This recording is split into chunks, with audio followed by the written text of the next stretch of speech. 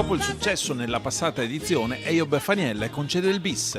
Il 25enne atleta bassanese d'origine eritrea, in forza al Venice Marathon Club, ha conquistato la 29esima edizione della Corri Treviso Trofeo Lattebusche, che ha portato circa 750 atleti di tutte le età a correre nel cuore del capoluogo della Marca.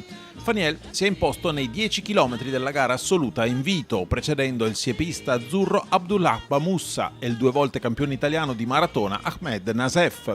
La gara si è decisa nell'ultimo dei 10 giri, quando Faniel, già selezionato per la maratona degli europei di Berlino, ha allungato staccando Bamussa, dopo che Nasef aveva perso contatto dal duo di testa nella penultima tornata.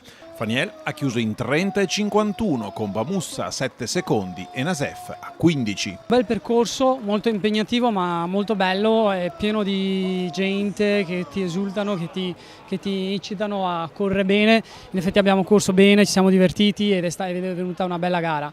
E mi sto preparando per gli europei, quindi ho fatto qualche tappa in giro a Jesolo, ora qua, prima sono andato a Torino alla tuta dritta. E dai, sto bene, sto iniziando a preparare ora gli europei, quindi speriamo bene. 2 partecipazioni alla Corri Treviso, 2 volte al primo posto, non c'è 2 senza 3, ti aspettiamo per la 30esima edizione. Certo, mi porta fortuna, sono venuto 2 volte, ho vinto 2 volte, quindi sicuramente spero di essere anche il prossimo anno qui a divertirmi come oggi, anche perché è un bel ambiente, bella gara. È andata molto bene, sono contento lo stesso di essere arrivato secondo, sto preparando 3000 siepi in vista di Berlino, spero di riuscire a fare il minimo, domenica 8 giugno sarò a Ponzano e proverò a fare il minimo e speriamo che vada bene. La gara femminile ha incoronato Veronica Paterlini, sorpresa della serata dopo il forfait dell'ultima ora dell'azzurra Elena Romagnolo. 33 anni di Reggio Emilia, ma trapiantata a Verona in forza al CUS Parma, la Paterlini ha preso il comando all'inizio del secondo dei 3 giri di gara, staccando progressivamente la trevigiana Valentina Bernasconi in non perfette condizioni fisiche per un problema al piede. La Paterlini ha terminato la gara in 34,42, staccando Bernasconi di oltre un minuto.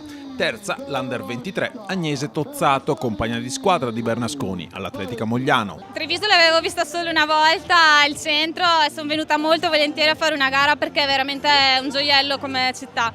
E correre qua è stato molto bello, molto emozionante, la gara molto bella, quindi sono soddisfatta di tutto, anche del mio tempo ovviamente, sì.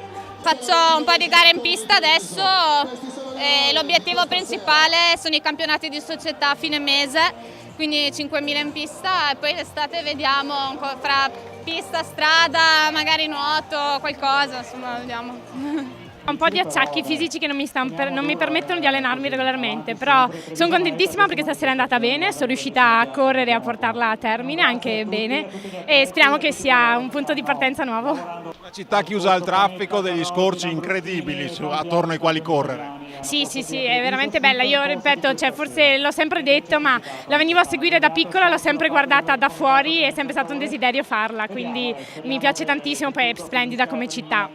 Nella gara maschile amatoriale, abbinata a quella vinta da Veronica Paterlini, il successo è andato in 32,04 al senior dell'Atletica Ponzano, Diego Baù. Sì, sono soddisfatto, bellissima gara, per pubblico molto bello, accogliente e applaudiva per tutta la gara, percorso velocissimo e correre sempre a Treviso è una bella cosa, una bella sensazione.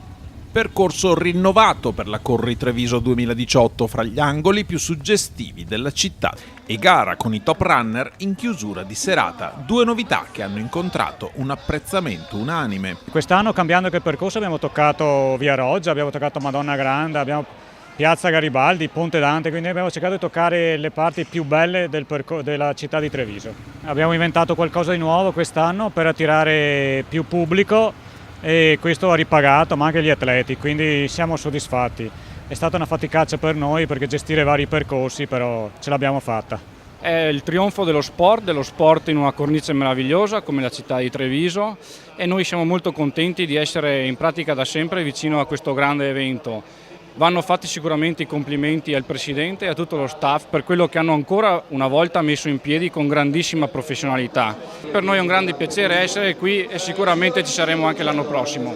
Questa è la gara della città di Treviso, 29 anni che facciamo questo spettacolo sotto le stelle, l'atletica sotto le stelle a Treviso, è una cosa stupenda. Dobbiamo ringraziare gli organizzatori, la Corri Treviso, Caldato, che con cuore e con professionalità ha fatto sì che tutto si sia svolto nel miglior modo. E come sempre un importante abbinamento benefico con la Lilt. Noi siamo felici ed orgogliosi di questa collaborazione che si è avviata molti anni fa con Corri Treviso, che ha portato quest'anno anche alla più importante manifestazione in rosa che ci sia stata in Italia, con 16.000 donne che hanno partecipato, riempendo Treviso di una festosa marea in rosa, e anche di queste manifestazioni che permettono di far conoscere la Lilt, il ruolo della prevenzione, il ruolo di corretti stili di vita che possono aiutare a prevenire proprio l'insorgenza dei tumori.